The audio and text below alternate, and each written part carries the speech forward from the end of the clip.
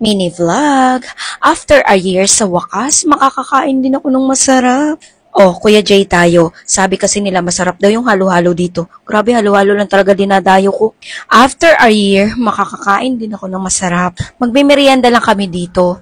Ganito kasi kaming mga Pinoy. Kapag nagkakapera, kakain ng masarap. Kasi hindi laging masarap ang pagkain ko. Ako lang pala. Hindi kayo damay. May mga tao kasi na hindi naman matatawag na mayaman, nasa gitna lang, pero grabe, wag sayang ng pagkain. Pero ako, after a year talaga, saka lang makakakain ng masarap.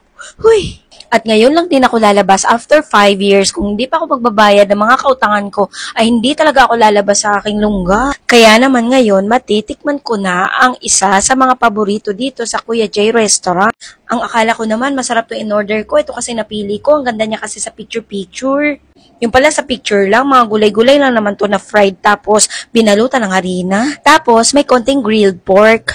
Pero guys, masarap siya kapag sinawsaw mo na sa sauce niya. Ganun kasi dapat sa Sicily ang pagkain ng mga masasarap. May mga sauce. Pampalasa. Syempre, ang paslupa ko, kaya hindi ko alam. Kaya ngayon, hindi na ako babalik dyan. Alam niyo kung bakit magluluto ako sa bahay ko nito. Pero, in fairness, nagustuhan ko yung halo-halo nila. Yan ang babalikan ko dito. Marami naman silang menu na masasarap. Ako lang talagang pumili nung hindi masarap, hindi ko nagustuhan.